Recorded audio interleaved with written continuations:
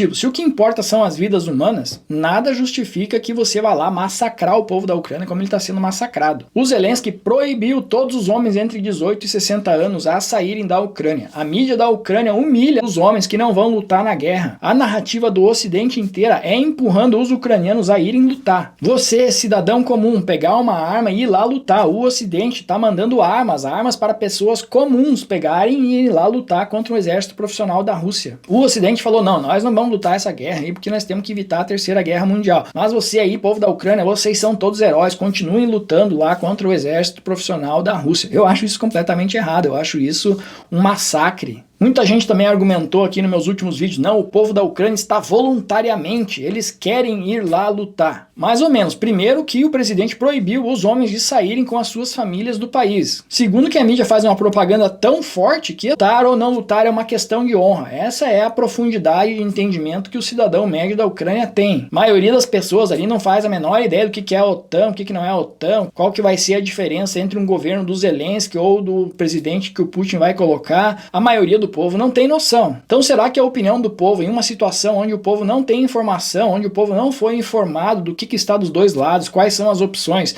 será que a opinião do povo nessa situação vale de alguma coisa? Será que a opinião do povo russo vale de alguma coisa nessa situação? O último órgão independente de pesquisa lá na Rússia fez uma pesquisa recentemente e mostrou que 60% da população russa apoia a guerra na Ucrânia. Porém, a população russa nem sabe o que está acontecendo. A população russa, tudo que ela sabe é que a Rússia está lutando contra os neonarcisistas lá na Ucrânia. Tem realmente algum valor uma pesquisa que é feita onde as pessoas que estão respondendo as perguntas não fazem a menor ideia do que estão falando? É a mesma situação na Ucrânia, não existe debate nenhum, né? O seu Zelensky acabou de proibir a existência dos partidos de oposição na Ucrânia, então você não pode nem falar nada que seja contra a narrativa do presidente da República. Então a opinião do povo da Ucrânia nesse momento, será que tem algum valor? Muitos dizem, quem tem que decidir isso é o povo da Ucrânia. Olha, eu concordo com isso. Só que assim, antes de 2014, antes daquela revolução que o Ocidente diz que foi espontânea do povo da Ucrânia e que os russos dizem que foi financiada pelos Estados Unidos porque queria arrancar a Ucrânia da zona de influência da Rússia, antes daquele evento de 2014 da anexação da Crimeia pela Rússia,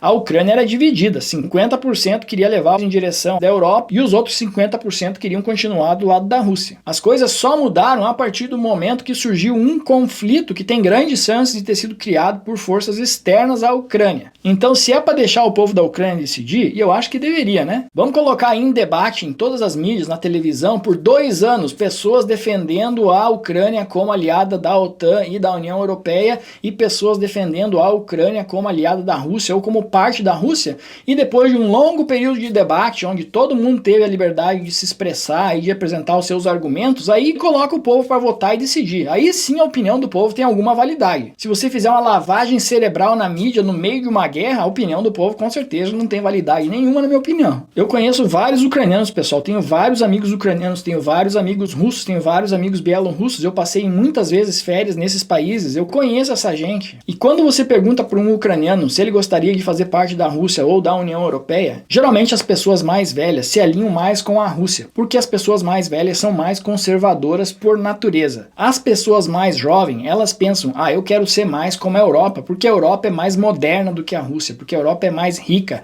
tem mais oportunidades. Essa é toda a profundidade. Ninguém sabe de OTAN, de Joe Biden, de disputas políticas, de comunismo, ninguém entra muito nessa questão. É mais assim, quais são as oportunidades para mim, para minha profissão, para minha vida, para minha família. As pessoas pró-Europa acreditam que elas estariam melhores como parte da Europa porque olham para a Europa e veem que a Europa é mais rica do que a Rússia hoje. Porém, pessoal, a Europa nunca quis a Ucrânia. A Europa nunca quis a Ucrânia. E mesmo dentro da OTAN, muitos países não queriam a Ucrânia. Por quê? Porque a Ucrânia é Rússia, né? Os europeus sabem que a Ucrânia é Rússia. Lá dentro tem um povo russo. Lá dentro o sistema político funciona como na Rússia. É baseado nos oligarcas. Existe corrupção, existe pobreza. Então a Europa não queria ter que resolver o problema da Ucrânia. Em 2014, o que a União Europeia estava oferecendo para a Ucrânia não era entrar para a União Europeia, era estabelecer relações comerciais. Queriam fazer mais comércio com a Ucrânia. Então a Ucrânia ficou dividida ali, né? Entre o sonho de ser um país moderno como o europeu ou voltar para o seu passado como parte da Rússia. Não temos como saber qual das duas opções seria mais próspera, Porém, uma coisa eu vos digo, meus amigos, essa história de que não, a Rússia não quer deixar a Ucrânia fazer parte da Europa por ver que a Ucrânia está se tornando um país moderno e desenvolvido e rico,